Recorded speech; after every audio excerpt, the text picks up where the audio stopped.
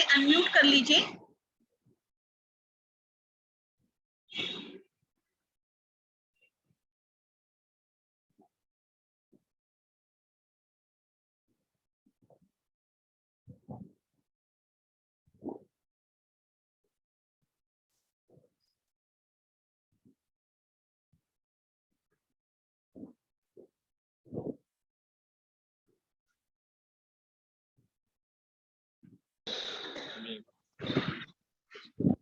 तो यहाँ पर बैठे थे बहुत सारे लोग अपना भाव तो दे नहीं पाएंगे।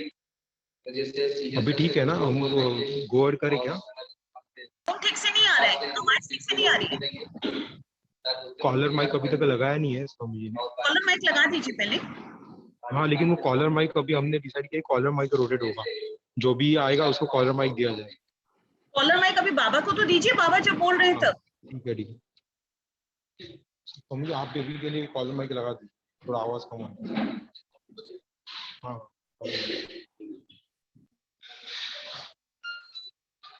बोली वृंदावन बिहारी लाल। अभी वॉइस कैसे है? जमुना महारानी आवाज क्लियर कम है। आज हम लोग की वृक्ष राशि कोष की यात्रा जो 7 दिनों की रखी गई थी, गंगा जमुना जी के चरणों से हम लोगों ने इसे प्रारंभ की और उनके चरणों में विसर्जन किया। इन 7 दिवसों में इस यात्रा में हमने जो अनुभव किए थे, हमारी भक्ति, प्रेम, श्रद्धा, सेवा, समर्पण की भावनाओं में जो विविधता आई है, तो कुछ लोग अपने अपने भावों को व्यक्त करेंगे। तो माताओं की ओर से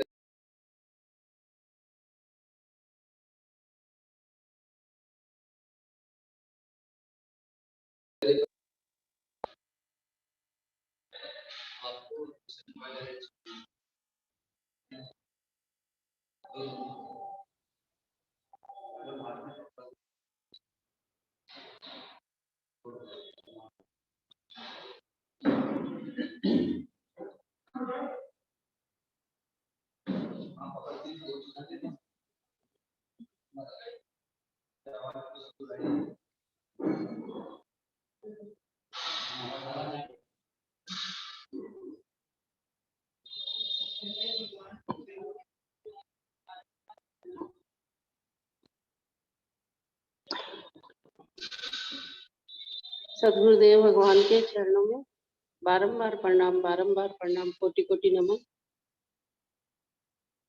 और गुरुदेव के संग जो हमने यात्रा की 7 दिनों में, उस यात्रा का बखान क्या करें, वर्णन कर ही नहीं सकते हैं हम लोगों को।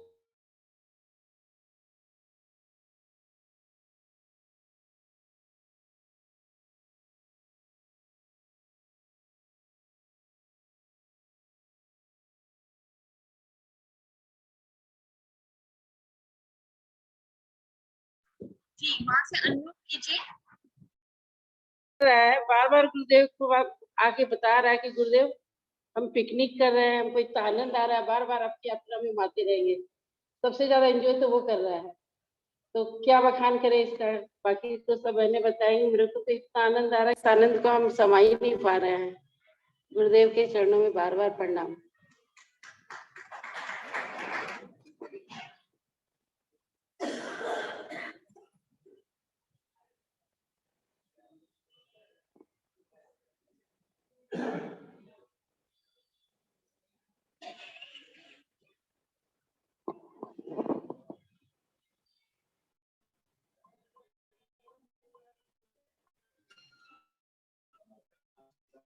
गुरुदेव भगवान की पूजनीय दर्शन करते हैं।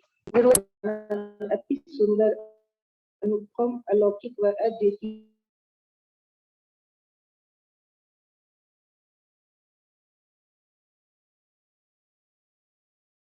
और उमंग को जगह जगह लीलाएं की, लेकिन आज गुरुदेव के सानिध्य में सभी दर्शनीय स्थल गुरुदेव की अध्यक्षता में गुरुदेव ने अच्छे सुंदर से वर्णन करके हम सभी को उनके वहां की महिमा का बखान किया। प्रत्यक्ष रूप से सभी स्थलों का, लीला स्थलों का दर्शन किया। ये सभी उत्साहित, आनंदित, उमंग से सब फूले नहीं समा रहे थे। जो ये हमेशा अविस्मरणीय समय रहा है हमारा, कभी भी हम इसे भूल नहीं सकते, हमेशा यादगार ही रहेगा और बहुत ही आनंद में रहे। हमेशा गुरुदेव से यही प्रार्थना है कि गुरुदेव हमेशा इसी तरह यात्रा, इसी तरह आनंद और इसी तरह उत्साहित उमंग से हम हमेशा गुरुदेव के सानिध्य में रहें। प्रणाम गुरुदेव।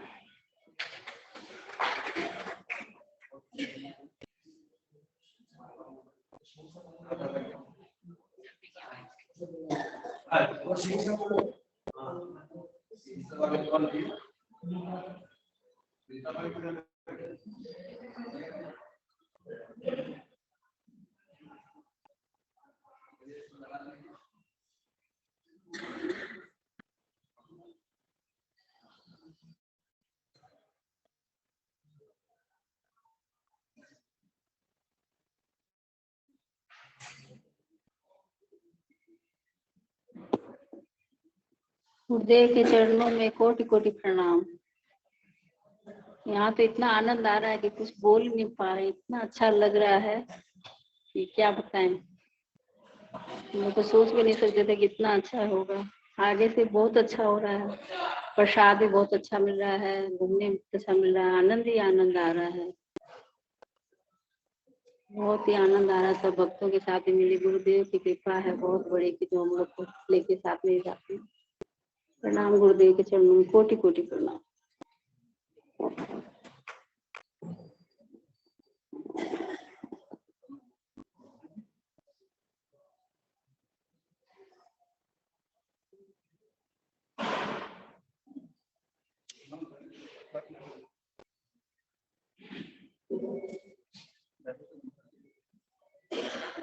प्रणाम गुरुदेव। गुरुदेव के शरण में आके इतना अच्छा लग रहा है कि मुझे ऐसे लग रहा है कि जो अंतिम 3 दिन मैंने यात्रा की कि मेरे पे कृपा पहले क्यों नहीं हुई। इतना अच्छा लगा, मेरे को तो ऐसे लगा गुरु जी के शरण में आके मेरा जीवन बदल गया। बस उनकी कृपा ऐसे ही बरसती रहे, हम पर आनंद बरसता रहे। जय गुरुदेव।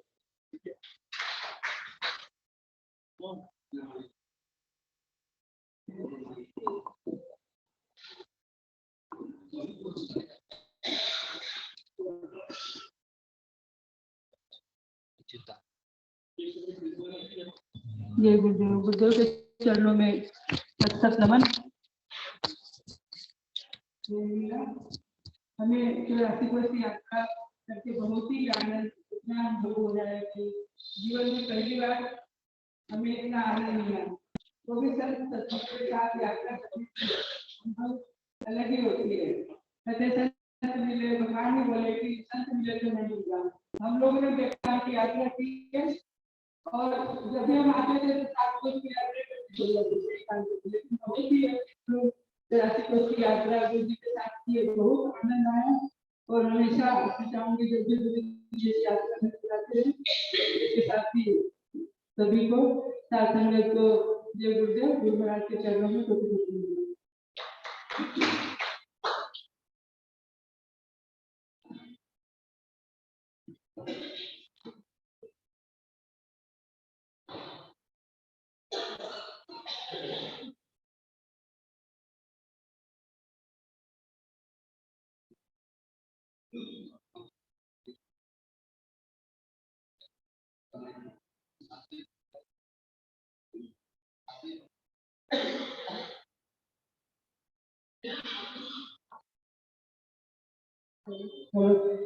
गुरु भगवान को मेरा कोटि कोटि नमन। गुरु भगवान शायद मैं सोच भी नहीं सकता कि मैं इतनी खुशियों में इतना आनंद आएगा। ऐसा अनुभव हो रहा था कि कन्हैया के साथ हम दोस्ती है और द्वारपाल हम लोग बल विहार कर रहे हैं, बल भोज कर रहे हैं और प्रसाद को खाने का मन नहीं करता है।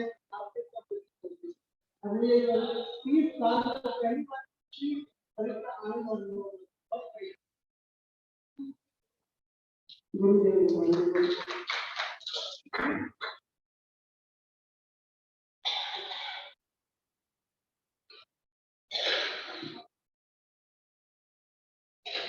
गुरुदेव को प्रणाम, कोटि कोटि प्रणाम। मैं भारतीय हूँ। गुरुदेव के साथ ही कैसे भी मैं फटाफट ऐसा लग रहा है यात्रा भी और होनी चाहिए।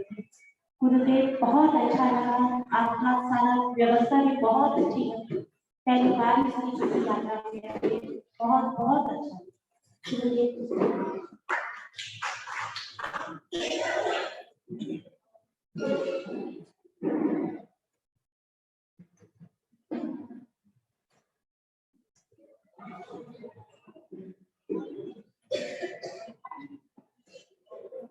हेलो, यात्रा की सफलता के लिए पहले गणेश भगवान का थैंक यू, फिर गुरु जी भगवान का नमस्कार। आपके प्रताप से हमारी यात्रा पूरी हुई। मैं फर्स्ट टाइम आई हूँ ऐसे सत्संग वाली यात्रा में, हालांकि मैंने सारे तीर्थ से संतों का संग सुना है, देखा पहली बार। मैंने अनुभव किया कि हर व्यक्ति जो गुरु जी से जुड़ा हुआ है वो इतनी लगन से पूरी व्यवस्था के इंतजाम में लगा हुआ था, ये देख के बहुत अच्छा लगा। और मुझे ये अनुभव भी हुआ कि वो अपने गुरु में ही बिहारी जी को देख रहे, ये मैं देख के बहुत बहुत आश्चर्य हुई। मतलब मुझे बहुत अच्छा लगा, सुना था, ये यात्रा इतनी मंगलमय हुई और ये देख के कि संतों के संग यात्रा करने का अलग ही अनुभव है। मतलब खाना बहुत अच्छा था, सब कुछ बहुत अच्छा, और मतलब सबका धन्यवाद, खाना बनाने वाले का, ड्राइवर का, मेरी सखियों का स्पेशली जो लगराते यात्रा करवाई, और सबका मतलब सारी संगत बहुत अच्छी थी। और मतलब सबका जो भी सारे इसमें शामिल थे, वहाँ जो मुझे लेकर आए उनका भी बहुत बहुत धन्यवाद। मतलब सब मुझे बहुत अच्छा लगा। मैंने देखा कि संतों के संग में तीर्थ का अलग है मजा। मैंने सारे तीर्थ कर लिए, लेकिन संतों के संग के साथ मैंने ये पहला तीर्थ।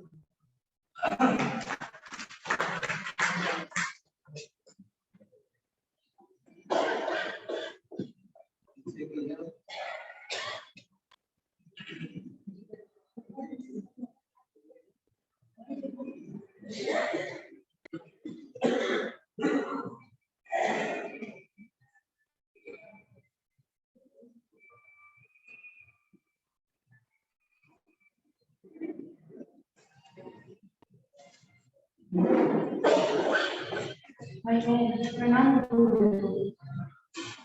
आपके साथ मेरा ये पहला वीडियो, और आपके साथ यात्रा में इतना अच्छा आनंद आया कि बयान नहीं कर सकते, महसूस कर सकते हैं।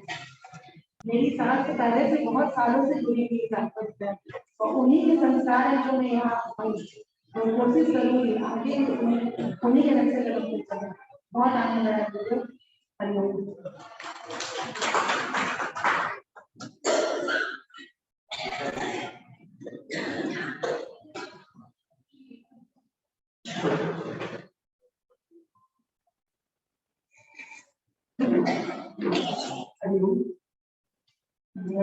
कोटि कोटि प्रणाम।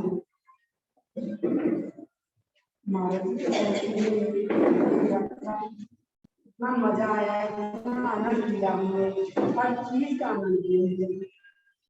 ये यात्राएं आगे भी आप करवाते रहेंगे।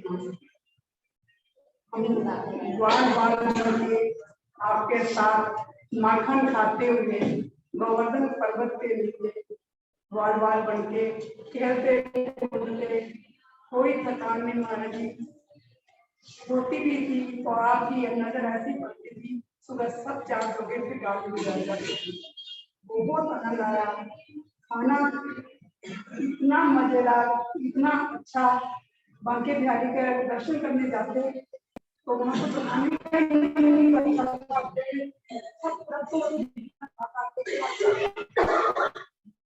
बहुत आनंद लिया हमारे, और अब जाने को मन नहीं करना, सोच में भी हैं कि जाके हम करेंगे क्या।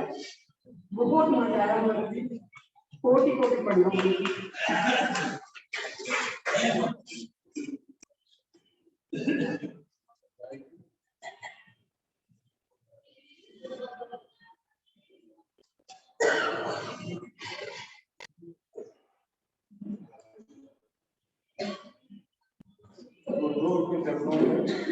कोटि कोटि प्रणाम। ये मन गदगद हो गया, ऐसा आयोजन होता है। मैं गुरुदेव से यही आवेदन करता हूँ कि इस तरह का हम लोग को आनंद देते हैं और परम आनंद की हमें प्राप्त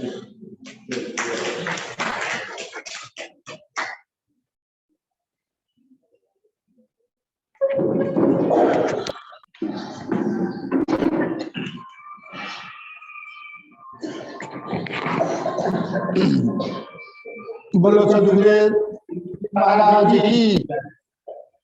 सबसे पहले हमें वृंदावन मथुरा में आया हुआ था, लेकिन ये 84 कोस की यात्रा के बारे में हम लोगों को बहुत आदमी को पता नहीं था।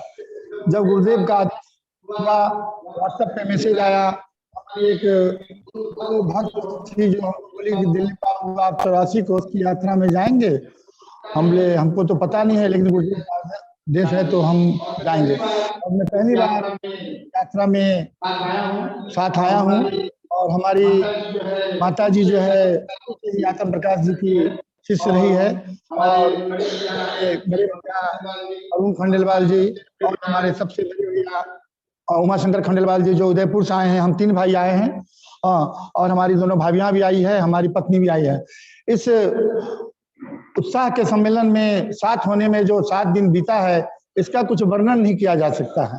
और हम गुरुदेव महाराज से चाहेंगे इसी तरह की व्यवस्था आयोजित हर साल करें, नई नई जगह को देखकर। और सबसे बड़ी बात इसमें जो हमारे पवन भैया हैं, जिनको मैं नाम सुना था, आज देख भी लिया, इनकी व्यवस्था के लिए इनको कोटि कोटि नमन है हमारी पूरी संस्था सदस्य के तरफ से। और हमारे इस व्यवस्थापक में जो हमारे रंजीत भैया है, इनका भी रोल बहुत बड़ा रहा। और हमारे खाने बनाने वाले जो हमारे हैं रोटी राम और फलका राम, दाल राम, इनकी भी बहुत सराहनीय है। उसके साथ साथ हमारे नंदू भैया जो कि हंसता हुआ इस गुरुदेव महाराज के व्यवस्था में सितारा है या शिष्य है। हम चाहेंगे कि हम भी इसी तरह गुरुदेव की सेवा करते रहें और उनसे फल प्राप्ति करते हैं। इसी शब्दों के साथ मैं अपनी वाणी को विराम देता हूँ। बोलो गुरुदेव महाराज की जय। अगर इस 7 दिन की यात्रा में हमसे या हमारे परिवार की तरफ से कोई भी गलती हो तो गुरुदेव महाराज उसको क्षमा प्रार्थी हैं।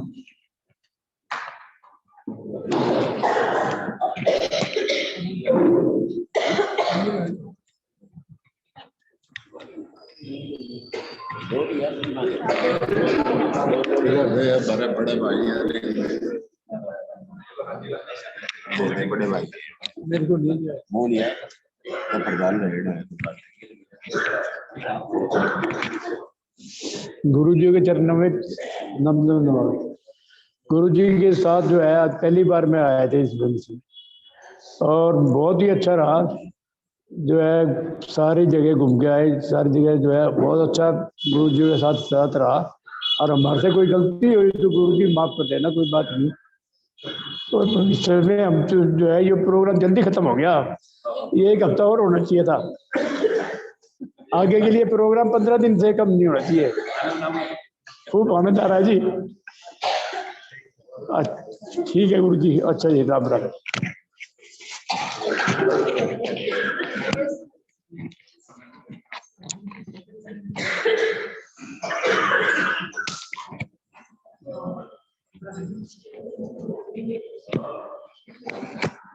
मैं पवन गाड़िया झुंझुनू से परम पूजनीय गुरुदेव के चरणों में प्रणाम करता हूँ। ये 84 कोस की परिक्रमा राधा रानी की कृपा से और बांके बिहारी की कृपा से मैं सोचता हूँ ये पहली यात्रा अपने गुरुदेव के संग में पहली यात्रा थी। और बांके बिहारी की कृपा से कहीं किसी को कहीं दिक्कत नहीं हुई है, किसी को भी। और गुरुदेव से मैं बारंबार अनुरोध करता हूँ कि ऐसी यात्राएं और भविष्य में अपने भक्तों के संग में और करवाते रहे और आनंद हमें दिलाते रहे। और जो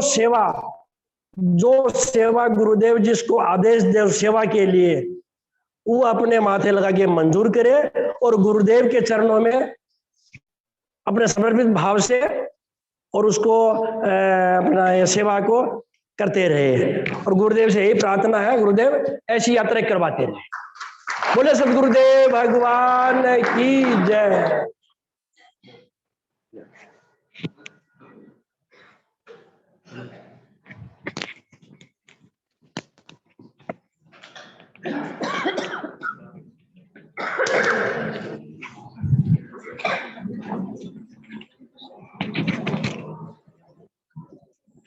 बोलिए सदगुरुदेव भगवान की जय।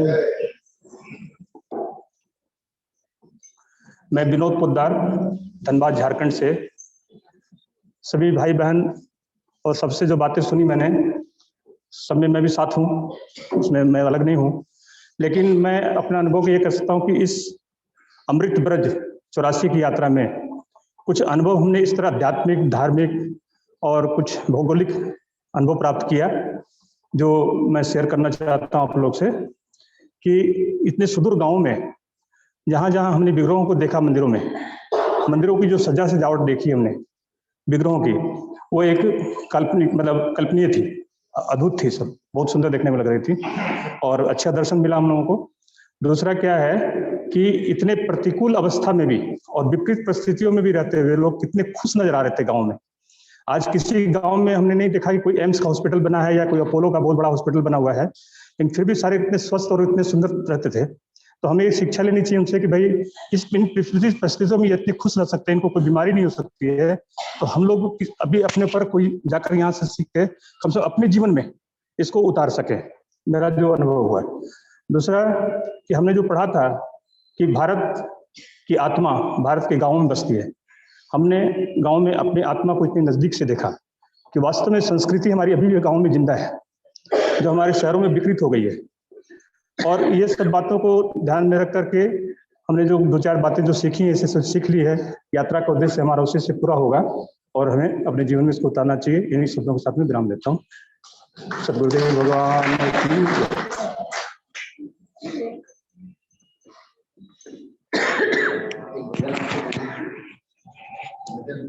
भजन छोटा सा।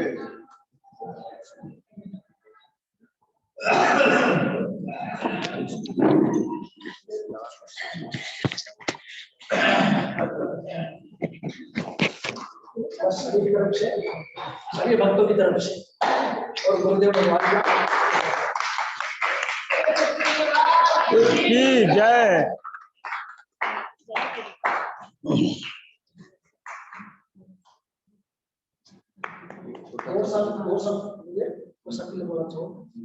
जाने अनजाने में व्यवस्था में कहीं मेरे से गलती होगी, चूक होगी, कोई गलती। बहुत बढ़िया सुविधा, बहुत बढ़िया, बहुत बहुत बहुत आनंद।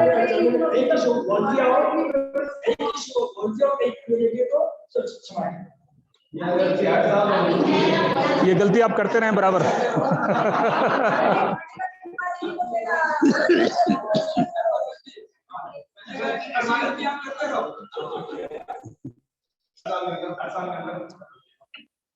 बोलिए सदगुरुदेव भगवान की जय। करे दो दूर प्रभु मेरे मन में अंधेरा है, कर दो दूर प्रभु मेरे मन में अंधेरा है। जब से तेरी लगन लगी हुआ मन में सवेरा है। जब से तेरी लगन हुआ मन में सवेरा है। हरि तुमसे बिछुड़े हुए कई युग बीत गए। हरि तुमसे बिछुड़े हुए कई युग बीत गए। अब आन मिलो प्रियतम मन में प्यार तुम्हारा है। अब आन मिलो मन में प्यार तुम्हारा है, कर दो दूर प्रभु मेरे मन में मेरा है। इतना तो बता दो मुझे मेरी मंजिल है कहाँ, इतना तो बता दो मुझे मेरी मंजिल है कहाँ। मुझे ले चलो वहाँ जहाँ संतों का डेरा है, मुझे ले चलो वहाँ जहाँ संतों का डेरा है, कर दो दूर प्रभु मेरे मन में अंधेरा है, कर दो दूर प्रभु मेरे मन में अंधेरा। दर्शन तेरे पाए बिना दर से हटेंगे नहीं, दर्शन तेरे पाए बिना दर से हटेंगे नहीं। अब डाल लिया हमने तेरे दर पे डेरा है, अब डाल लिया हमने तेरे दर पे डेरा है, कर दो दूर प्रभु मेरे मन में अंधेरा है, कर दो दूर प्रभु मेरे मन में अंधेरा है। जब से तेरी लगन लगी मेरे मन की कलियां खिली, जब तेरी लगन लगी मेरे मन की कलियां खिली। अब जाग उठी किस्मत, अब जाग उठी किस्मत, हुआ दर्शन तेरा है, अब जाग उठी किस्मत, हुआ दर्शन तेरा है, कर दो दूर प्रभु मेरे मन में अंधेरा है, कर दो दूर प्रभु मेरे मन में अंधेरा है, मेरे मन में अंधेरा है। बोलो सद्गुरुदेव भगवान।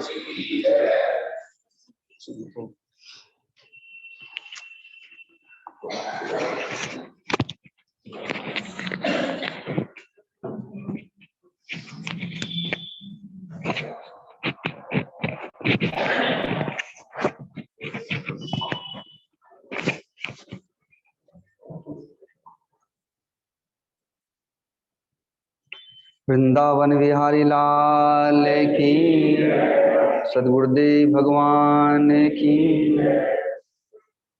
सभी भक्तों ने अपने अपने भावों को जो भी इन 7 दिनों में अनुभव किया है भगवान के चरणों में समर्पित किया। तो मुझे भी अपने भाव को रखने का विचार आया। तो पहले तो एक पुरानी घटनाओं को याद दिलाते हुए, जो मैं किसी को बताता नहीं हूं ताकि लोगों के मन में नास्तिकता ना आए। जो ज्ञानी होते हैं उनकी ज्ञानमय साधना होती है, जो भक्त होते हैं उनकी भक्तिमय साधना होती है। लेकिन अब आप लोग पक गए हैं इसलिए आप लोग को बताया जा सकता है। बाल्यावस्था में जब विद्यालय पढ़ने के लिए जाता था तो माँ विद्यालय छोड़ने जाती थी। तो जैसे अभी विनोद जी ने बताया कि गांव का आचार विचार, संस्कृति, संस्कार शहर की अपेक्षा भिन्न प्रकार का होता है। तो गांव में ही शरीर जन्मा है, तो माँ छोड़ने के लिए जाती थी, तो मार्ग में मंदिर पड़ते थे, तो वहां पर प्रणाम करना सिखाती थी कि यहाँ पर प्रणाम करो। अपने अपने मोबाइल बंद रखिएगा ताकि बीच में बाधा उत्पन्न न करे, सामने आप लोग बैठे ही हैं। तो रोज प्रतिदिन वहां जाकर के प्रणाम करता था। थोड़े दिनों के उपरांत फिर माँ ने छोड़ दिया कि अब तुम्हें अकेले ही जाना है, रास्ता देख ही लिया, तो फिर मैं अकेले ही जाता था। तो वो मंदिर जाना और वहां जाकर के प्रणाम करना, वह संस्कार ऐसा पड़ने लगा कि जैसे जैसे शरीर बड़ा होने लगा, तो जहां भी मंदिर दिखाई देते थे गांव में, वहां रास्ते पर रुक करके प्रणाम करने जाता था।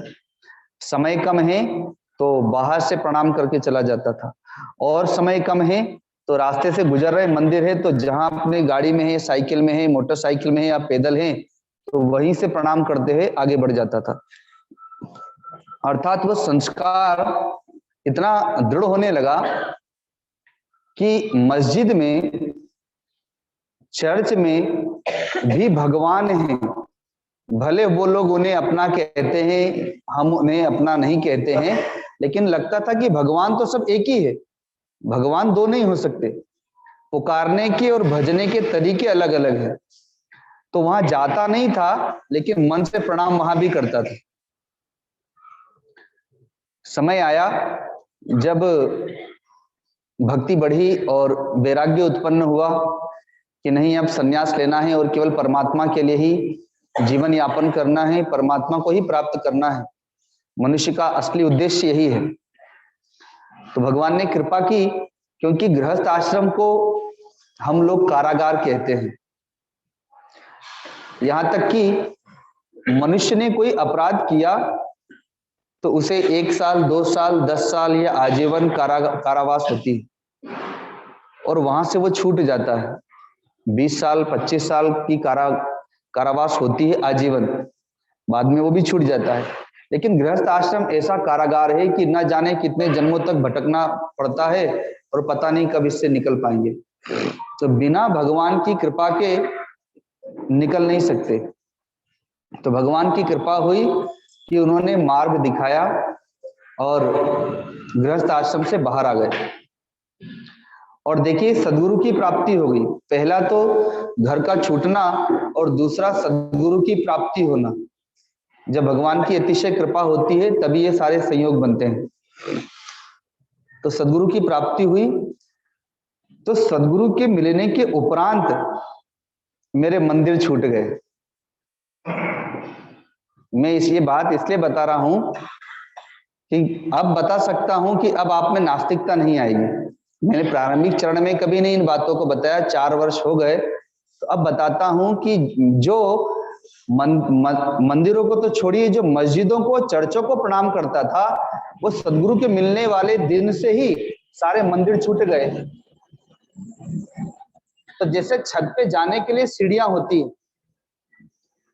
तो एक सीढ़ी पर जब पांव जम जाता है तो पिछली सीढ़ी से पांव अपने आप उठ जाता है, और ऐसे करते करते आगे बढ़ते जाते हैं। तो वो गृहस्थ आश्रम की साधना थी मेरी। अब वहां से मुझे ब्रह्मचर्य आश्रम में प्रवेश मिल गया।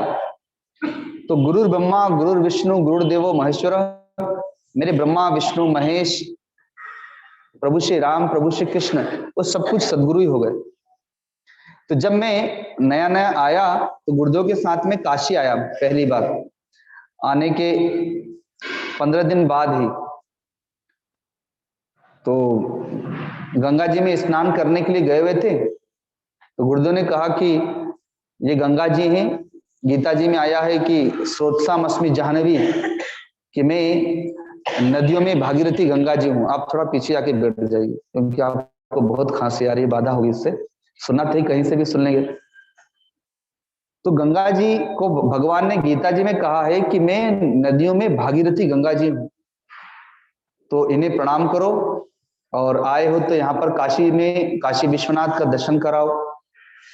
तो अभी मुझे 15 दिन ही हुए हैं गुरुदेव के पास आए हुए, लेकिन मैंने कहा कि गुरुदेव, मेरी गंगा जी तो आपके चरणों में है और मेरे काशी विश्वनाथ भी आप ही हैं, इसलिए मेरा मन नहीं है कहीं दर्शन करने का। तो गुरुदेव ने फिर मुझसे कुछ नहीं कहा। फिर मैं वापस ऋषिकेश आश्रम पर आ गया, भागीरथी धाम आश्रम में। तो मैं परम पूज्य मस्तराम बाबा जी का नाम हमेशा आप लोगों के समक्ष लेता रहता हूं। उन्हीं के एक शिष्य मधुकर जी, अब तो उनका शरीर भी ब्रह्मलीन हो गया, तो गुरुदेव मुझे आश्रम पर ही रखे क्योंकि मैं साधना से विशेष प्रीति रखता था, तो इसलिए वहीं रह करके अपनी साधना करने लगा। तो मधुकर जी जो संत थे, जब वे आश्रम पर आए कुछ दिनों के लिए, तो गुरुदेव ने मुझे उनकी सेवा में भेज दिया। तो मैं उनकी सेवा में रहने लगा। उनकी मुख्य सेवाएं थोड़ी सी थी। सुबह जब वे स्नान करने जाते थे तो उनके बर्तनों को, उनके वस्त्रों को लेके जाता था, और जब वे स्नान करते थे गंगा जी में, तब तक मैं उनके बर्तनों को और वस्त्रों को साफ कर देता था, और फिर उनके साथ में ही उन्हें अपने आश्रम भागीरथी धाम से मस्तराम बाबा जी के आश्रम तक छोड़ने जाता था। अपने साथ में उनके जो जलपात्र होते थे वो लेके जाता था। वे एक टाइम ही प्रसाद पाते थे, एक टाइम दूध लेते थे। तो 1.5 लीटर दूध को मैं उबाल करके आधा लीटर करता था, तब तक वहीं खड़ा रहकर धीरे धीरे उसे चलाना होता था। तो वे दूध फल लेते थे शाम के समय में। बस इतनी उनकी सेवा होती थी। तो जब प्रतिदिन गंगा जी से स्नान करके जब वो बाबा जी के आश्रम में जाते थे, तो एक जलपात्र अर्थात लोटे में गंगा जल भर के मैं उनके पीछे पीछे आता था।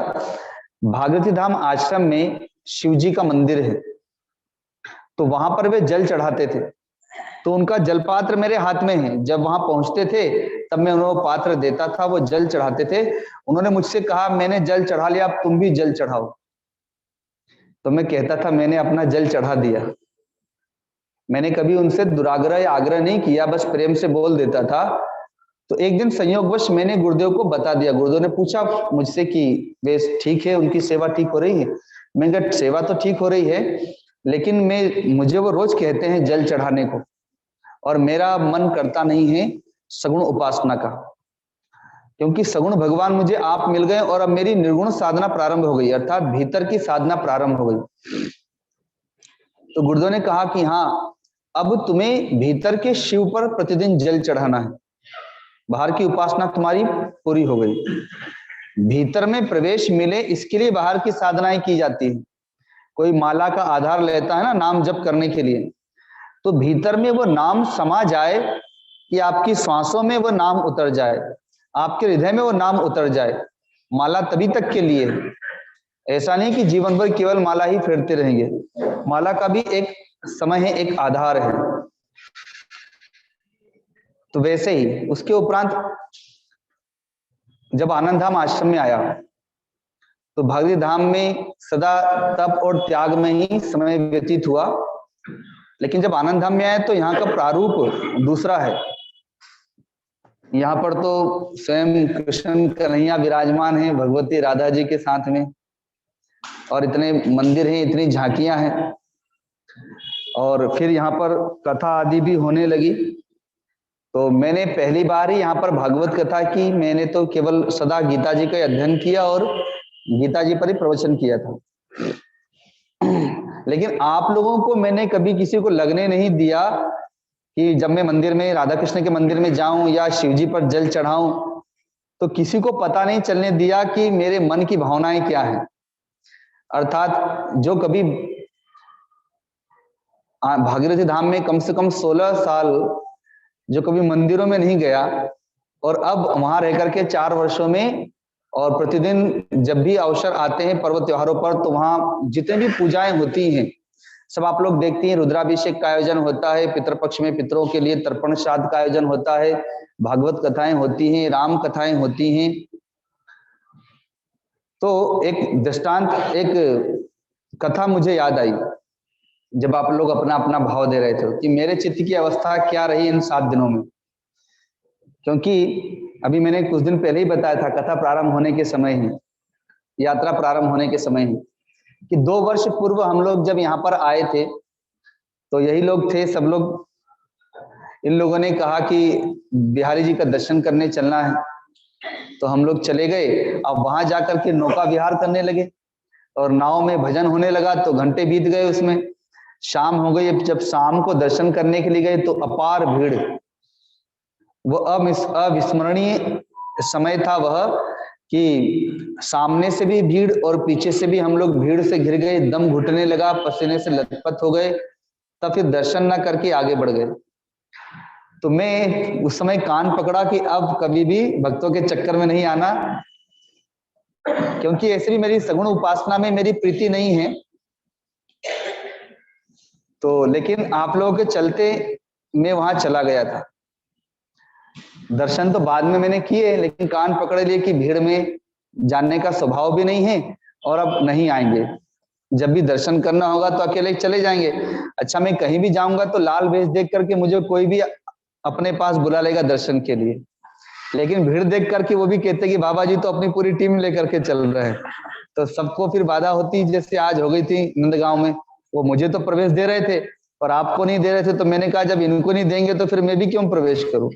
तो भीड़ में साथ में धक्के खाएंगे। अभी जब पीछे इस वर्ष जब भंडारा करने के लिए आए, तो जैसे मैंने बताया कि सर्राफ जी हैं सूरत से और विनोद लाट जी हैं बॉम्बे से। इन्होंने मुझसे प्रश्न कर दिया कि आपने कभी 84 कोस की यात्रा की है या नहीं की। तो मैंने कहा ये यात्रा होती क्या है, तब थोड़ा सा उन्होंने बताया। तो एक तरफ मैं डर भी रहा हूं कि मैंने सोच रखा है कि अब कभी चक्कर में नहीं पड़ना, और दूसरी तरफ ये भी दिखाई दे रहा है कि भाई ये यात्रा होती है तो क्यों ना एक आयोजन कर लिया जाए सारे भक्तों को लेकर के। तो सब लोग जब इकट्ठे हुए तो मैंने सबके समक्ष ये प्रश्न रखा कि ऐसा विचार उत्पन्न हो रहा है। तो सब लोगों ने कहा कि हमने नहीं की, कर लिया जाए। तो जब तक आप लोग तैयार नहीं होंगे तो फिर मेरे भीतर से भी भाव कैसे जगेगा। तो सबको मैंने देखा, जो भी आए थे सबने उत्साह के साथ कहा कि नहीं इसको आप करिए और हम लोग करेंगे, बहुत अच्छा होगा। तो कोई भी कार्य करने के लिए टीम की आवश्यकता होती है, जो हर विभाग को देख सके, समझ सके। तो मैंने अपनी बुद्धि में कार्यक्रम सजा लिया था कि हम 50 लोग होंगे, 60 लोग होंगे, इतने रूम होना चाहिए, इतनी व्यवस्थाएं होना चाहिए। तो आनंद धाम आश्रम का प्रारूप यहाँ पर तैयार कर लिया था, और उसके लिए वहां पर मुझे पवन जी की आवश्यकता थी, तो पवन जी तुरंत दिखा दी। उसके लिए मुझे रणजीत जी की आवश्यकता थी, तो वो भी मुझे, मैं कहूंगा तो वो मना करेंगे नहीं। हाँ, एक सुंदर ड्राइवर की आवश्यकता थी जो अच्छी प्रकार से गाड़ियों का संचालन कर सके, क्योंकि आपको तो हम संभाल सकते हैं लेकिन गाड़ी वाले को तो हम संभाल नहीं पाएंगे, वो अपने अनुसार चलेगा। और संयोग से वह भी हमें प्राप्त हो गया, जो ब्राह्मण गण, पुजारी गण हमें सब जगह लेकर के जा सके, वो भी हमें प्राप्त हो गए। अन्यथा भय हमेशा यहाँ के पंडों से ही रहता था, लेकिन वो हमें ऐसे सीधे साधे मिले कि वे केवल अपनी महिमा का गायन करते रहते थे यहाँ की, और उसके अतिरिक्त शांत रहते थे। अन्यथा और होते कोई तो आप लोगों के पीछे पड़े रहते, एकांत में ले जा करके अपना काम चलाया करते वो लोग, लेकिन इन लोगों ने ऐसा कुछ नहीं किया। तो चलिए फिर यात्रा प्रारंभ हुई। तो घटना क्या घटी, भगवान श्री कृष्ण एकांत में बैठे हैं मथुरा में, और उनके नेत्रों से आंसू बह रहे हैं। उद्धव जी वहां पर पहुंचे, तो उद्धव जी बृहस्पति के शिष्य हैं, ज्ञानी हैं, और वे भगवान को पहचानते हैं कि साक्षात नारायण है। उन्होंने भगवान से प्रश्न किया कि प्रभु आप तो स्वयं भगवान हैं, अरे भक्त को भगवान के वियोग में रोना आता है, भगवान को कैसा वियोग, क्योंकि भगवान की दृष्टि में द्वैत नहीं होता। भगवान की दृष्टि द्वैत से परे होती, जहां दो होता है वहीं पर कोई भावना उत्पन्न होती है, जहां पर केवल एक ही है वहां पर इस प्रकार की भावना नहीं होती है। राधा जी ने प्रश्न किया भगवान से कि मैं तो आपके वियोग का विचार करके भी सदा मेरा हृदय कंपित रहता है, और आपको जब हम बिछुड़ जाएंगे तो वियोग का कष्ट नहीं होगा। भगवान ने कहा हम जब दो होंगे तब तो कष्ट होगा, मुझे तो दो लगता ही नहीं। जो कृष्ण है वही राधा है, जो राधा है वही कृष्ण है। जब कृष्ण और राधा अलग होंगे तब ना वहां पर वियोग की बात आएगी, तो मेरी दृष्टि में दो है ही नहीं। तो वैसे ही उद्धव जी कहते हैं कि हे प्रभु आपके लिए तो कोई वियोग है ही नहीं, तब ये नेत्रों में आंसू कैसे। तो भगवान ने कहा कि ये आंसू मेरे नहीं हैं, ये आंसू जसोदा मैया के हैं, नंद बाबा के हैं, मेरे ग्वाल सखाओं के हैं और गोपियों के आंसू हैं। वे मेरे वियोग में वहां पर विलाप कर रहे हैं, मेरे वियोग में वे बैठ करके रो रहे हैं, तो ये उन्हीं के आंसू यहाँ से निकल रहे हैं। तो उद्धव जी ने कहा अगर ये ऐसी बात है तो आप जाकर के उनसे भेंट कराइए, जब आपसे वे मिलना ही चाहते हैं, आपके वियोग में वे विलाप कर रहे हैं, तो मथुरा से वृंदावन कितनी दूर है, आप जाइए, जाकर के भेंट करके आ जाइए। भगवान ने कहा कि ये कोई बड़ी बात नहीं है कि मैं जाऊं और वहां से भेंट करके आ जाऊं, लेकिन समस्या यह है कि एक बार तो इसी प्रकार वहां से निकल आया, लेकिन वह प्रेम की नगरी है, वह दोबारा अब यदि मैं गया तो वो मुझे आने नहीं देंगे, और जिस कार्य के लिए मैंने, जिस उद्देश्य के लिए मैंने अवतार लिया है, वो अधूरा रह जाएगा। तो इसलिए मैं वहां पर अब नहीं जा पाऊंगा। तो क्या किया जाए? तो उद्धव जी ने कहा कि क्यों न मैं उनको जो आपके पास ज्ञान है अद्वैत का, वह ज्ञान मैं उन्हें दे दूं। उन्हें लग रहा है कि कृष्ण अलग है, हम अलग हैं, तो क्यों ना मैं उन्हें वो ज्ञान दे दूं कि ये दोनों एक ही हैं, तो वो उनके हृदय में जो वियोग है वो वियोग समाप्त हो जाएगा। तो भगवान ने कहा कि हाँ, ये तो बहुत अच्छा कहा तुमने, क्योंकि तुम्हारे जैसा ज्ञानी कहाँ होगा, और जब तुम गुरु बन करके ज्ञान देने जाओगे तो निश्चित है कि उनका अज्ञान दूर हो जाएगा। लेकिन ठीक है, तब तक मैं एक संदेश तैयार करता हूं, गोपियों के लिए मैं पत्र लिखता हूं, उस पत्र को लेकर के आप जाइएगा, मेरा संदेश होगा उसमें, और फिर उसके उपरांत आप वहां पर ज्ञान दीजिएगा अपना। अगले दिन प्रातः उद्धव जी तैयार होते हैं, रथ पर बैठ करके भगवान ने जो संदेशा दिया वो संदेशा लेकर के चल देते हैं, कि तभी भगवान को याद आया कि मैंने जशोदा मैया और नंद बाबा के लिए तो कोई संदेशा दिया ही नहीं। तो भगवान पीछे पीछे रथ के दौड़ते हुए उद्धव जी को आवाज लगाते हैं, अरे उद्धव भैया ठहरो ठहरो, मैं तो भूल ही गया, मैंने तो गोपियों को संदेश दिया, लेकिन जशोदा मैया और नंद बाबा को तो मैं संदेशा दे ही नहीं पाया। तब वो वाणी से ही कहते जाते हैं कि मैया को ऐसा कहना, बाबा को ऐसा कहना कि यहाँ पर मुझे सब कुछ मिल रहा है, किसी बात का अभाव नहीं है, लेकिन जशोदा मैया के हाथ का वो माखन नहीं मिल रहा।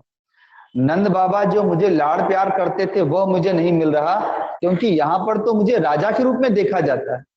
जब मैं खड़ा होता हूं तो सब खड़े हो जाते हैं, जब मैं बैठता हूं तो सब बैठ जाते हैं, मेरे आगे हाथ जोड़ करके खड़े रहते हैं, लेकिन वहां का जो प्रेम है वो प्रेम मुझे प्राप्त नहीं हो रहा। उद्धव जी पहुंचे वृंदावन, तो वृंदावन में संध्या के समय में पहुंचे हैं।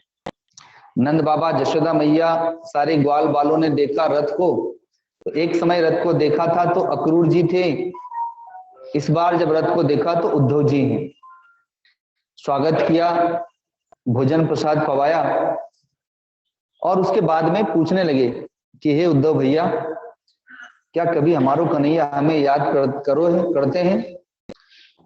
और ऐसा कह करके नंद बाबा फूट फूट करके रोने लगते हैं। तब तक जशोदा मैया की ओर देखते हैं कि ये उनकी मैया है, इन्होंने ही उनको चलना सिखाया, बोलना सिखाया, खाना सिखाया। अब देखो इनकी क्या स्थिति हो गई है, उनके वियोग में सदा रोती रहती हैं। और ऐसा कह करके वो उन लीलाओं को बताने लगते हैं कि हमारे कन्हैया ऐसा करते थे, हमारे कन्हैया ने ऐसा किया। जब वो चुप होते थे तो जशोदा मैया को कुछ याद आ जाता था तो वे बोलने लगती हैं, और ऐसे ही करते करते पूरी रात बीत जाती है, किसी को नींद भी नहीं आती। और उद्धव जी को भी सुन सुन करके आनंद उत्पन्न होता है भगवान की लीलाओं को। जैसे अभी तो हम लोगों ने दर्शन किया, तो दर्शन में इतना आनंद है, जब साक्षात भगवान ने ऐसी लीलाएं की होंगी तो वो कितना आनंददायक समय रहा होगा। तो आपने तो केवल उन स्थानों का दर्शन किया और आप आनंद से परिपूर्ण हैं, और जहां भी जाएंगे उन घटनाओं को बताएंगे, अपने आनंद को आप सब दूर फैलाएंगे। तो वैसे ही नंद बाबा और जशोदा जी ने तो साक्षात सच्चिदानंद परमात्मा को खाना पीना सोना जागना सब सिखाया, उनकी सेवाएं की, तो वे तो आनंद से परिपूर्ण हैं। अतः वही आनंद जब वे वर्णन करते हैं तो रात बीत जाती है, सुबह होती है। उद्धव जी ने नंद बाबा और जशोदा मैया के चरणों में प्रणाम किया, कहा कि अब आपको तो किसी ज्ञान की आवश्यकता ही नहीं है, क्योंकि जिसके चित्त में द्वैत हो उसको तो ज्ञान दिया जाए, आपके चित्त में तो कृष्ण के अतिरिक्त कुछ है ही नहीं। आपके तो रोम रोम में, आपके तो श्वास श्वास में, आपके जीवन में केवल कृष्ण ही समाया है, इसलिए आपको उपदेश की आवश्यकता नहीं है। और आपसे कृष्ण कभी भी अलग ही नहीं हुए हैं। बाहर में भले दिखाई देता है कि कृष्ण कहीं चले गए हैं, लेकिन वो तो आपके हृदय में समा गए हैं। गोपियों को संदेश देने के लिए गए, पत्रिका लेकर के गोपियों ने चारों ओर से घेर लिया। पता चला ये हमारे कन्हैया का संदेश लेकर के आए हैं, तो चिट्ठी कहाँ है? तो जैसे ही वो पत्र निकालते हैं, गोपियां खींचने लगती हैं। और उस दिन मैंने बताया भी था, उद्योग कुंड में सब गोपियों ने चिट्ठी फाड़ दी। जिसके हाथ में जितना भाग लगा वो लेकर के एकांत में चली गई और वहां बैठ करके भगवान को याद करके कि हमारे कन्हैया का संदेश आया है, वो पत्रिका को कभी चूमती हैं, कभी नेत्रों से लगाती, कभी हृदय से लगाती, कभी माथे से लगाती हैं, और नेत्रों के आंसुओं से वो पत्र में लिखी हुई स्याही बह गई, अर्थात मिट गई। जब थोड़ी देर के उपरांत वियोग के आंसू बह गए, मन शांत हुआ, तो अब हुआ कि चलो पत्रिका तो पढ़ें, कन्हैया ने क्या संदेश दिया है। तो पढ़ना तो आता ही नहीं। तो वापस उद्धव जी के पास सब आती हैं और उद्धव जी से निवेदन करती, कह रहे उद्धव भैया हमें तो पढ़ना लिखना आता ही नहीं है, तो एक कृपा करें कि हमारे कन्हैया ने कहा संदेश लिख करके दिया है, जरा हमें पढ़ के तो बताए दो। तो उद्धव जी ने कहा कि आप क्या पढ़े, अब तो सब आंसुओं से धुल गया, और हमने पहले पढ़ी नहीं तो हम बता देते पहले पढ़ करके ही कि इसमें लिखा क्या था। अब तो जो लिखा था वो तो मिट गया। तो उद्धव जी अपना ज्ञान का उपदेश देना चाहते हैं, लेकिन कोई भी वक्ता अपना भाषण संभाषण तभी प्रारंभ करेगा जब सारे श्रोता समशांत बैठे होंगे। अब वहां तो गोपियां शांत तो बैठी नहीं थी। जब चिट्ठी में क्या लिखा है, जब इसका पता चला कि वो तो चिट्ठी में जो लिखा था वो तो मिट गया, तो अब गोपियां भ्रमर गीत गाती हैं। श्रीमद् भागवत महापुराण में गोपिका गीत है, भ्रमर गीत है, वेणु गीत है। तो भ्रमर गीत में गोपिका उलाहना देती हैं भगवान को। उसी समय एक काला भौरा उड़ करके आया है, तो वो उस भ्रमर के बहाने भगवान को कह रही हैं कि देखो वह भी ऐसे ही काला कलूटा ही है, और जैसे ये अलग अलग फूलों पर बैठ करके पराग चुनता है, वैसे ही वो अलग अलग सारी गोपियों का चित्त चुरा करके लेकर के चला गया। और वह ऐसा छलिया है कि वो केवल इसी का जन्म का नहीं, वो जन्म जन्म का छलिया है। जब वह महाराज बलि के पास में छल करने के लिए आया, तो मांगते समय 3 पग भूमि जब मांगी थी तब तो बहुत छोटा सा बोना बन करके मांगा, लेकिन जब संकल्प कर लिया तो इतना विशाल रूप धारण कर लिया कि 2 पांव में पूरी धरती नाप ली। ऐसा वो छलिया है।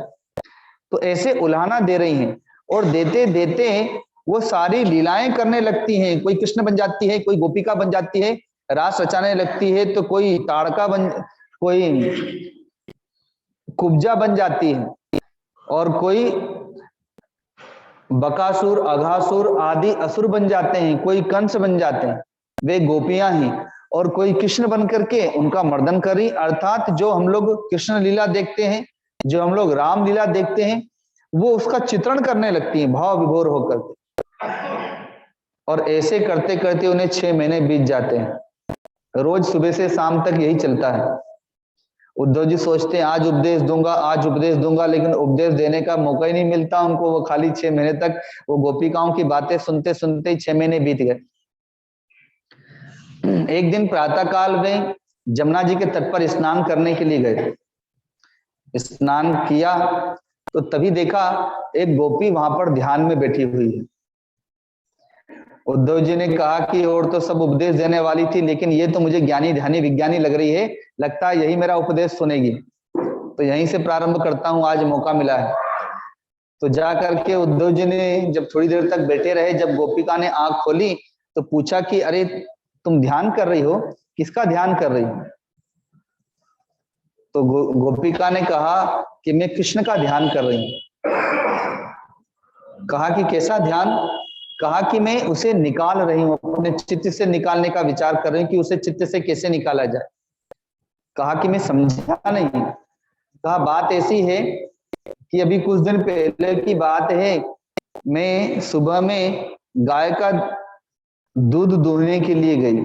सुबह सुबह सासू माँ ने उठाया कि जाओ जा करके दूध निकाल लो, चाय बना लो।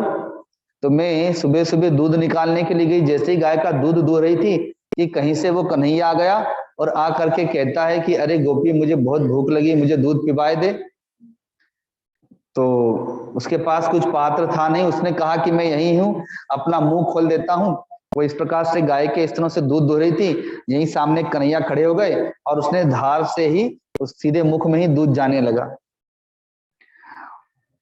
तो वह कहती है कि थोड़ी देर के उपरांत कहीं से मेरी सासू माँ आती और कहती कि अरे पागल हो गई है क्या, बोरा गई है, सारा दूध तो धरती पे गिरा दिया। तो मैंने देखा कि वहां तो कोई कन्हैया था ही नहीं, मेरा चित्त ही कृष्णमय हो गया था। तो मुझे लगा कि वो कृष्ण था, लेकिन वहां कुछ था ही नहीं, मेरे चित्त की भावना ऐसी थी और सारा दूध बर्बाद चला गया। अब सासू माँ ने गालियां दी सो अलग, और जाके कहा कि चल अब चाय तो बन गई तेरी, चल के धान कूट ले और चावल बनाए ले। तो मैं जाकर के धान कूटने लगी, थोड़ी देर के बाद फिर कन्हैया आ गया और मीठी मीठी बातें करने लगा। घंटों बीत गए, मेरा चावल तो वहीं धरा रह गया, मेरा धान, और बातों में ही समय बीत गया। थोड़ी देर के बाद सासू माँ कहा पागल हो गई, अकेले बड़बड़ा रही है और ये धान तेरा ऐसे ही पड़ा हुआ, अभी तक तूने इसे कूटा नहीं, चावल कहाँ बनाएगी आज। और ऐसा भला बुरा कह करके चली गई कि कैसे बोरे से मेरे बेटे की मैंने शादी कर ली, जीवन बर्बाद कर दिया, पागल आ गई है कहीं से, चल जा अब जल भर करके ला। तो मैं जमुना जी में जल भरने के लिए आई, तो मेरा समय तो बीत गया था। सुबह सुबह सब माताएं जल भर करके चली जाती हैं, सब गोपिकाएं, मैं पीछे रह गई। अब जल तो भर लिया, अब जल भर करके चारों ओर देखने लगी कि कोई मटकी उठा तो दे। जब हम लोग अभी कल परसों लौट करके आ रहे थे तो एक गांव से गुजर रहे थे, तो देखा होगा एक मटके के ऊपर दूसरा, दूसरे के ऊपर तीसरा रख करके चल रही थी। तो वो एक से तो होगा नहीं, ऊपर से कोई चढ़ाएगा तभी तो। तो वैसे ही गोपिका कहती है कि मैं प्रतीक्षा कर रही थी कि कोई गोपी आए तो मैं उससे मटका चढ़वाऊं सिर पर। तो प्रतीक्षा कर ही रही थी कि तभी वहां पर कन्हैया आ गया और कहता कि का गोपी का बात है, अकेली यहाँ का खड़ी है। तो मैंने कहा कि कन्हैया का करूं, कोई मुझे दिखाई नहीं दे रही है कि जो मेरी मटकी चढ़ाए दे। तो कन्हैया ने कहा कोई बात नहीं, हम ही चढ़ाए देते हैं। तो मैंने कहा बहुत अच्छी बात है, चलो चढ़ाए दो। तो जैसे ही मटकी उठाने लगा कन्हैया, मैंने भी हाथ लगाया और वहां तो कोई कन्हैया बनैया था नहीं, वो तो मेरे चित्त का केवल भ्रम था, अकेले से मटकी उठी नहीं और मटकी मेरी फूट गई।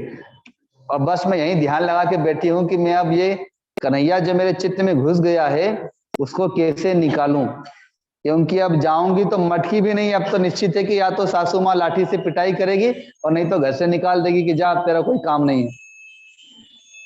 तो अब मैं ध्यान में बैठ करके उसी कन्हैया को अपने चित्त से निकालने का प्रयत्न कर रही हूं कि उन्हें चित्त से कैसे निकालूं।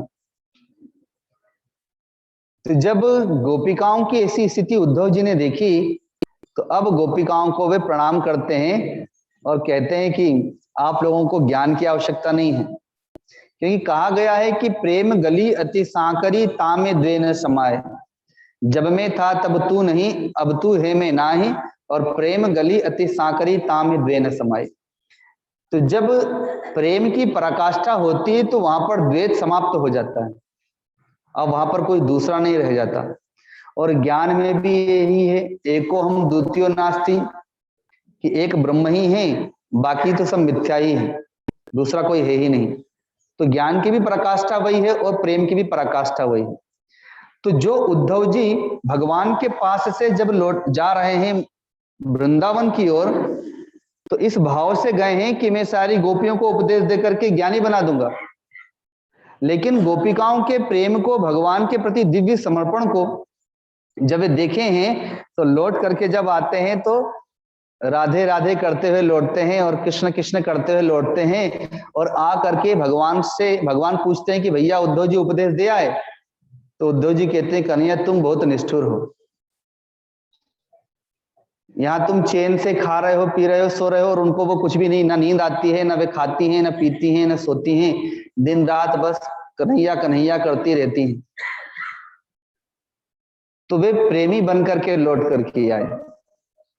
तो मैं अपनी बात बता रहा हूं कि जब कोई मुझसे राधे राधे कहता था तो मुझे बड़ा विचित्र लगता था, क्योंकि मेरा स्वभाव नहीं था राधा आदि कहने का, हरिओम कहने का स्वभाव है, ओम नमो नारायण कहने का स्वभाव है। लेकिन ये प्रेम की भूमि है, यहाँ पर तो मैं खुद ही राधे राधे करता हूँ। तो जैसे उद्धव जी जब लौट करके गए हैं तो उनका चित्त भक्तिमय हो गया है, प्रेममय हो गया है, तो वैसे इन 7 दिनों में मेरा जो चित्त रहा वह केवल प्रेममय ही था। तो मैंने आज कहा भी था कि आज जहां हम लोग गए प्रेम सरोवर में, कल गए थे, आज ही गए थे, आज हम लोग गए थे प्रेम सरोवर में और प्रेम बिहारी का दर्शन करने। तो वहां पर कहा था कि भगवान श्री कृष्ण और भगवती राधा का प्रथम मिलन वहीं पर हुआ था। तो ये प्रेम बिहारी हैं, यहाँ से झोली फैला करके भगवान से प्रेम मांग लो और प्रेम से अपनी झोली को भर लो, क्योंकि भगवान ने हमें प्रेम करना ही सिखाया और प्रेम ही इस जगत का सार है। भगवान प्रेम की धारा को बहाए हैं, जो भगवती राधा है, भगवती राधा प्रेम की प्रतिमूर्ति है, वे प्रेम की धारा है। तो इस समय हमारी यात्रा प्रारंभ हुई है, आज पूर्ण नहीं हुई है, हमारी यात्रा प्रारंभ हुई है। आप सबके दिव्य भावों को देख करके कि हमें हर वर्ष ऐसा करना ही चाहिए कि कहीं न कहीं की यात्रा करें। तो आज अभी हमारी ये यात्रा प्रारंभ हुई है। अब प्रतिवर्ष हम कहीं न कहीं किसी न किसी तीर्थ में जाया करेंगे और इसी प्रकार से अपनी भक्ति, प्रेम भाव और समर्पण को व्यापक करने का प्रयत्न करते रहेंगे। और ये पहली यात्रा हमें केवल अनुभव लेने की थी, इसीलिए हम लोगों ने इसका विस्तार नहीं किया था, अन्यथा हम लोग 100 लोग भी ला सकते थे, लेकिन चूंकि पहली यात्रा थी तो इसलिए अनुभव लेने की यात्रा थी। तो जैसे आज मैंने बताया भी कि 2-3 बातें मुझे ऐसा लगा कि हमें यहाँ पर ऐसा करना चाहिए, यहाँ पर ऐसा करना चाहिए, तो और भी अच्छी होती। तो वैसे ही हम लोगों ने विचार किया है कि हमें कहाँ कहाँ पर और क्या क्या करना चाहिए। यद्यपि हमारी जो प्रथम यात्रा थी वो ऐसी लगी नहीं रही थी कि पहली बार किया, और सच में बिहारी जी ने, भगवती राधा जी ने, जमुना जी ने हमारे लिए सारे मार्ग पहले से ही खोल करके रखे थे। उन्हीं की कृपा से बिल्कुल निर्विघ्न, किसी प्रकार की बाधा नहीं हुई और बहुत ही आनंद, प्रेम और उत्साह के साथ में यह यात्रा हमारी परिपूर्ण हुई। अन्यथा कुछ भी बाधा आती तो कुछ न कुछ मन में विक्षेप उत्पन्न होता, लेकिन ऐसा कुछ भी नहीं हुआ। और भागवत कथा में भी मैंने देखा है कि जब मैंने पहली बार भागवत कथा की थी तो पहले दिन जो आनंद था दूसरे दिन में दुगना हो जाता था, तीसरे दिन में तिगुना हो जाता था। ऐसे करते करते 7 दिन में वो 7 गुना बढ़ता ही जाता था। ठीक वैसे ही ये यात्रा ने भी ऐसे ही किया, पहले दिन से दूसरे दिन में दुगना आनंद हो गया, फिर तिगुना, ऐसे करते करते 7 दिनों में हमें 7 गुना आनंद बढ़ता ही चला गया। और तभी तो ऐसा लग रहा है कि यात्रा इतनी जल्दी खत्म हो गई, अभी और होना चाहिए थी। तो और आगे अब इसका दूसरा भाग अगले वर्ष में होगा। ये पहला भाग था यात्रा का। और जूम पर जुड़े हुए भक्तों को हमारी जो टीम है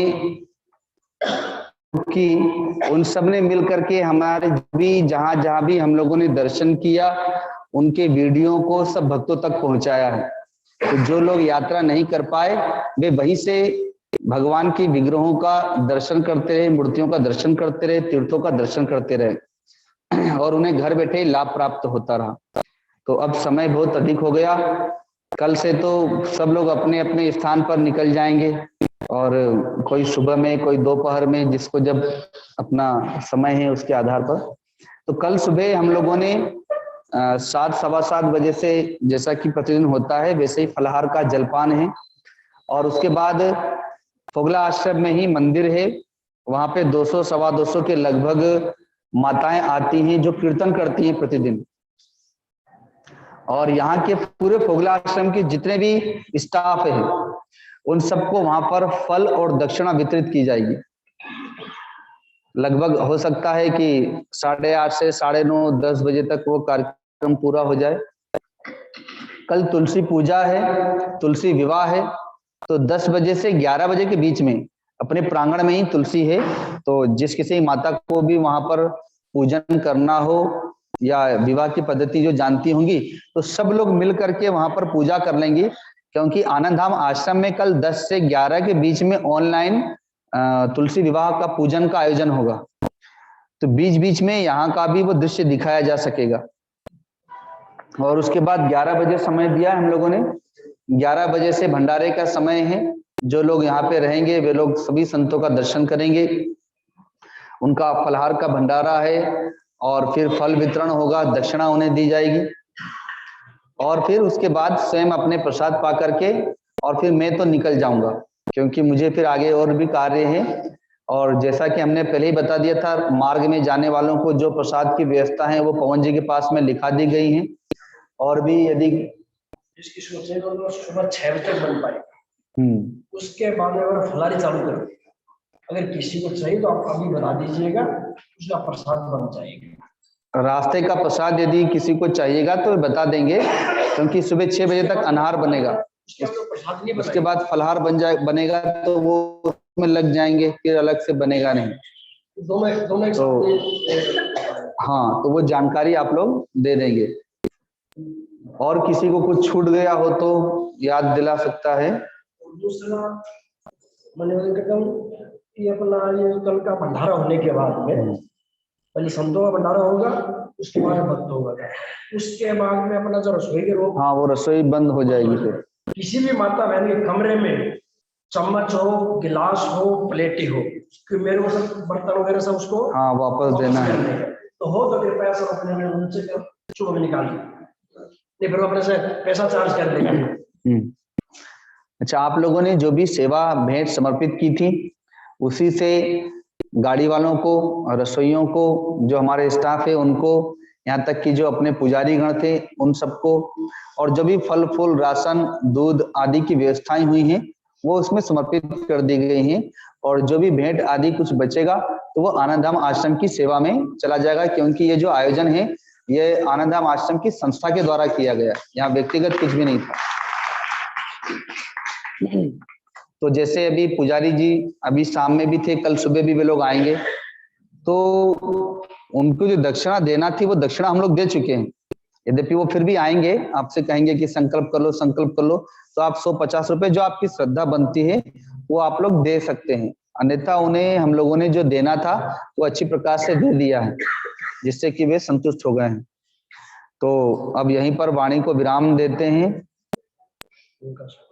हाँ वो बस अभी इन लोगों को जाने के बाद बुला करके दे देंगे। हाँ यहीं दिला देते हैं। तो एक बार सबको बुला दिए। हाँ बुला दिए। तो हमने जितने भी अपने गाड़ी के चालक थे उनको वह देने के अतिरिक्त, अर्थात जो उनकी भेंट राशि है वो देने के अतिरिक्त भी सबको पुरस्कार दिया। आप लोगों ने जो साड़ियां चढ़ाई और भी अन्य वस्त्र आदि आए, तो साथ में दक्षिणा के और वो वस्त्र भी उन्हें प्रदान किए। और वैसे ही हमारे जो अभी रसोइये हैं और हमारे जो भी स्टाफ हैं, क्योंकि जैसे आप लोगों ने कहा बहुत से लोग बोले थे, तो वास्तव में यात्रा किसी एक के द्वारा पूर्ण नहीं हुई। अगर रसोइये नहीं होते तो इतना सुंदर प्रसाद नहीं मिलता, और स्टाफ नहीं होता तो हमको वन भोज नहीं मिलता, और अगर ये गाड़ी के चालक नहीं होते तो हम तो फिर हमारे पांव तो वो गाड़ी ही थी। तो इन सबके सहयोग से ही वास्तव में हमारी ये यात्रा इतनी सहज सरल और सुलभ हो पाई है, जो हम भाव के साथ में कर पाए। तो हमारी जितने भी टीम है, टीम के सारे सदस्य, उन सभी को बहुत बहुत आशीर्वाद कि जिनके सेवा से हम लोग की यात्रा इतनी सुंदर और सुगम हो पाई। तो इसलिए हमारे अब ये लोग रह गए हैं रसोइये और हमारे स्टाफ, इन लोगों को जो आशीर्वाद स्वरूप में प्रदान करेंगे।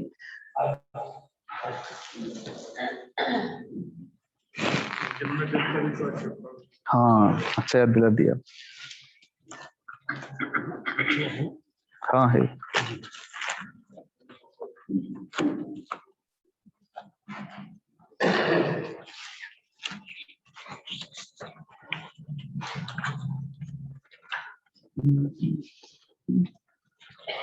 सो सकता होती है।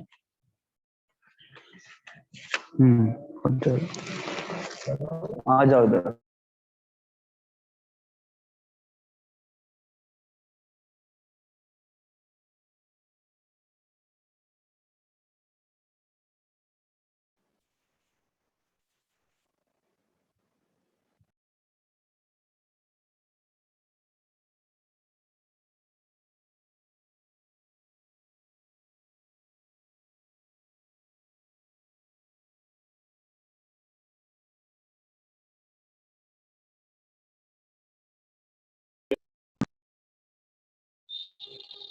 ये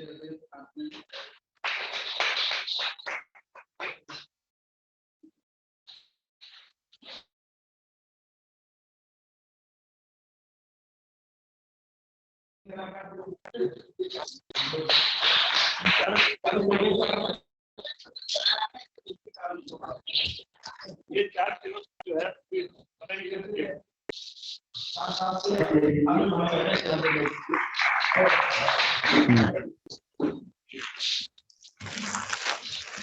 जी, ये भी इंदौर के साथ में है। का नोट दे दिए 2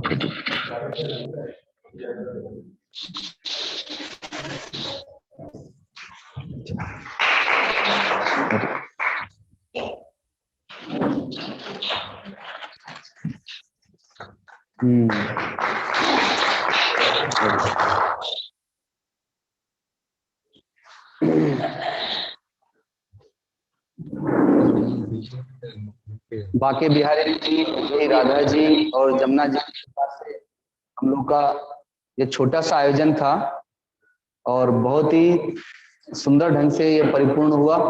और वास्तव में किसी भी कार्य का जो उद्देश्य होता है साधकों के द्वारा, संतों के द्वारा, तो वो यज्ञ, दान और तप का स्वरूप होता है। यहाँ पर ये जो 7 दिवसीय यज्ञ ही था हम लोगों का, जो तप के साथ में हुआ, दान के साथ में हुआ। और इसका जो प्रभाव होता है वो हमारी भक्ति को व्यापक करने के लिए, हमारी सेवा भावना को व्यापक करने के लिए और हमारी तपस्या को व्यापक करने के लिए होता है, हमारे प्रेम और समर्पण को व्यापक करने के लिए होता है।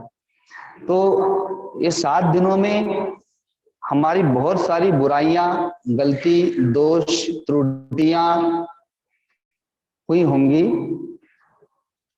और बहुत सारी दोष, गलती, त्रुटियां जो हम पहले से करते चले आ रहे हैं वो दूर हुई होंगी। जो हमारे में अवगुण हैं, जो विकार हैं, वो हम सब जानते हैं। तो हम उसमें से कुछ अवगुण और विकारों को यहीं पर समर्पित करके चले जाएं और यहां से हम अच्छाइयों को लेकर के जाएं, जिसमें सबसे प्रधान है प्रेम।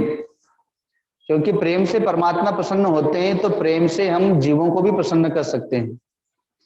तो इसलिए यहां से हम प्रेम को लेकर के जाएं और कुछ अच्छाइयों को लेकर के जाएं। जैसा कि विनोद जी ने कहा कि हमने ये सीखा है, तो वैसे ही प्रत्येक व्यक्ति यहाँ से जो अच्छाइयों को सीखे उसे यहाँ से लेके जाए, अपने जीवन में उतारे। क्योंकि जीवन की यात्रा पूरी नहीं हुई है, ये तो केवल 7 दिन की यात्रा थी। जीवन की यात्रा तो अभी चली रही है और हम लोगों की यात्रा तो ऐसे ही चलती है। हाँ, कुछ समय के लिए आप हमारी यात्रा में आ गए थे, लेकिन हमारी यात्रा तो हमेशा ऐसे ही चलती है।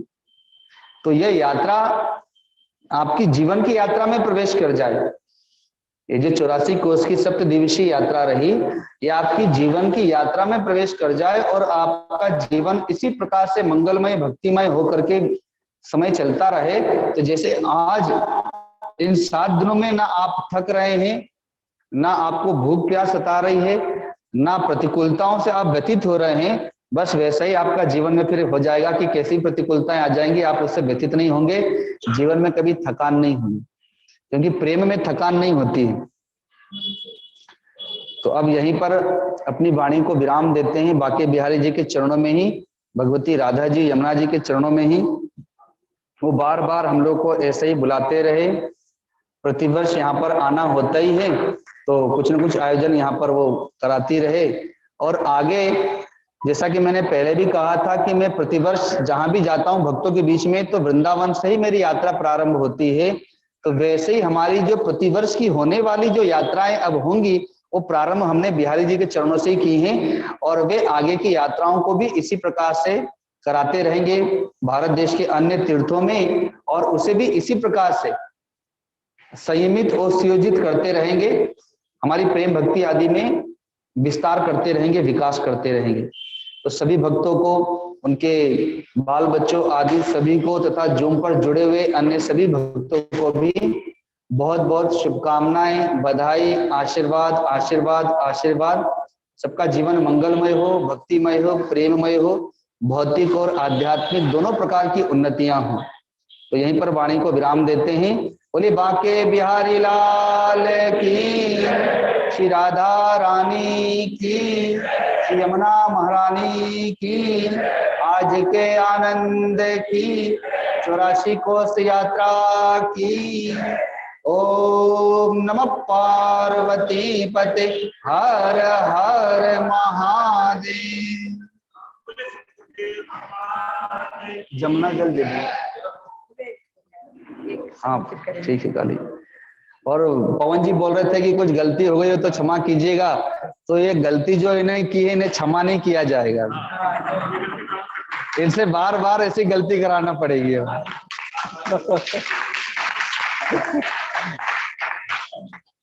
आपकी गलती हम लोगों को बहुत मंजूर हो गई।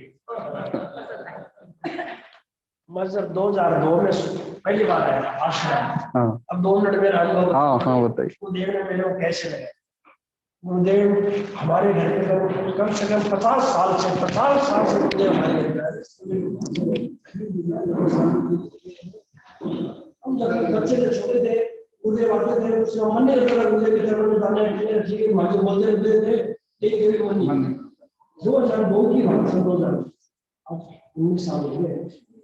गुरुदेव का अचानक फोन आया हाजी के पास, और गुरुदेव ने फोन किया। गुरुदेव ने बोला कौन से बात कर लो, हाजी से बात नहीं किया तो हाजी 50 साल से आने के तो प्रणाम नहीं किए, गए नहीं गए, तो कौन से बात कर लो। गुरुदेव प्रणाम बोला बेटा कैसे बढ़िया। ऐसा बेटा की बार गुरु बोलने का विशेष महत्व है, तो तेरे को बेटा बृहस्पतिवार को इसे गुरु बोलने वाला है।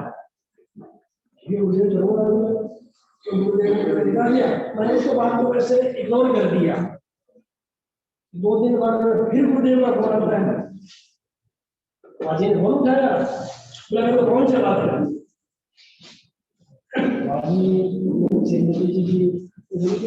गुरुदेव सिर्फ कौन से बात करें, किसी से बात नहीं करे। फिर गुरुदेव प्रणाम किया, बोले बेटा मैं तेरे को बता दिया और तेरे को आना है आश्रम। गुरुदेव जी मेरा पूरा भाव बदला। गुरुदेव की कृपा हो रही है, कृपा हो रही है, इतना बन चला जाता।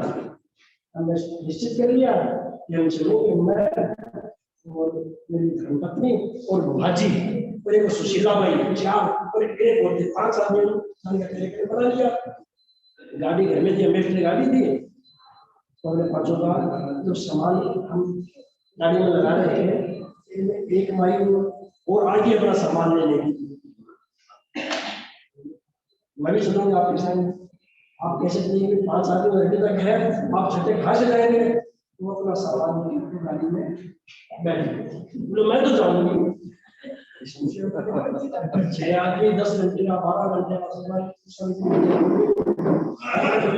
इतनी कृपा, गुरुदेव की कृपा सुनिए, गुरुदेव की कृपा। अब वो जाए, हम जाए तो कैसे जाए। तो बड़ी गाड़ी करती है, भ्रम का दिन था, 1 घंटा हो गया कहीं गाड़ी बड़ी समस्या हो, वो गाड़ी से रहे नहीं। हम जाए तो जाए हम आपस में विचार विमर्श किया, कौन छोटे कौन जाए। तो जानो ही जानो करते 2 बार बोला। अब ये सब माई लोग भाजी किसको छोड़े, मैंने बोला भैया त्याग न करता, सबके लिए त्याग न करता।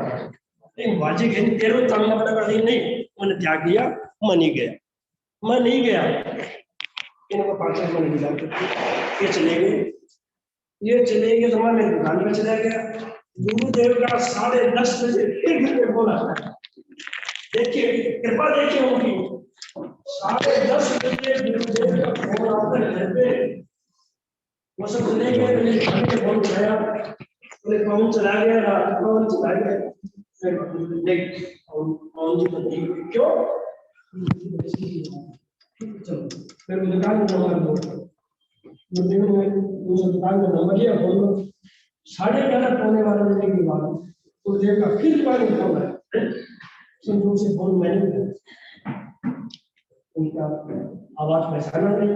बोले बेटा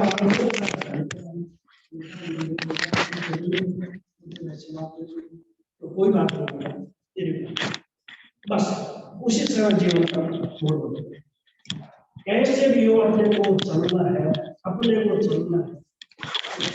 मेरा सवाल अपने दोस्त के पास गाड़ी थी, हम लोग बाजार रहते तो तुरंत गाड़ी में हम दोनों बस खाना खाया तो तुरंत सवाल 12:30 1 बजे उस समय मेरी रोड में थी 11-12 घंटा लेते थे। मैं रात को पहुंचा 9 बजे पानी पी के थोड़ा आगे यहाँ से आगे नहीं चले जाते, ठीक है। रात का माहौल है, हम एक सब आइए बने ये रात को पहुंचे सब 8 साढ़े 8 बजे वहां पर पहुंचे सत्संग चल रहा था वहां पे। जो पहुंचे सबने प्रणाम किया, पवन नहीं है गुरुदेव ने इतना डांटा उसको, इतना डांटा सब चुप हो गए, इतने डांटे सब चुप हो गए। जो एक्स्ट्रा बैठ गई थी ना माई जबरदस्ती वो इतना डांटा गुरुदेव ने, सब रोने लगे, सब शांत हो गए, किसी ने कुछ नहीं बोला। तब गुरुदेव ने हंस दी, इसको अपने पास बुलाया,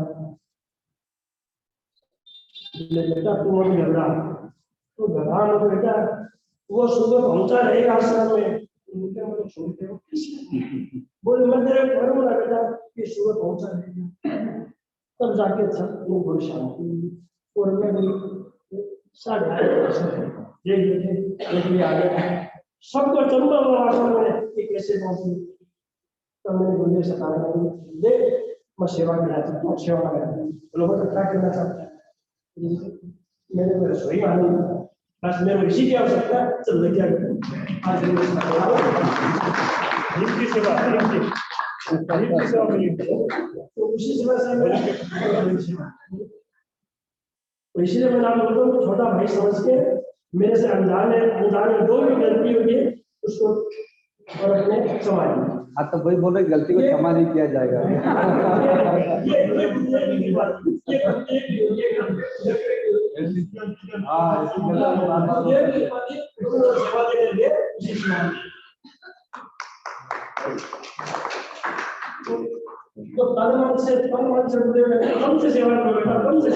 माइक चले एक छोटा सा भजन गा करके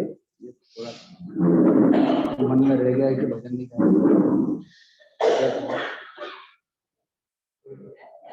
तो जूम को पूरा कर सकते हो लोग। सतगुरुदेव भगवान की जय।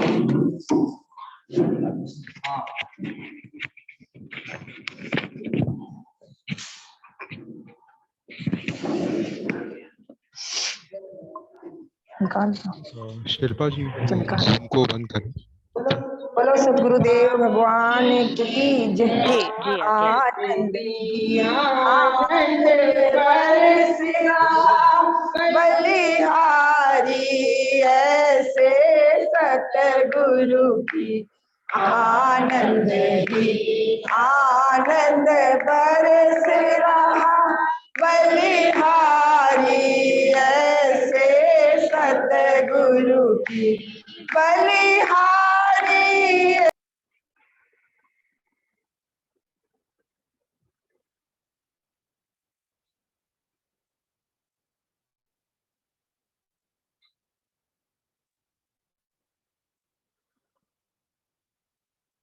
जी शिल्पा जी जयकारा लगाए।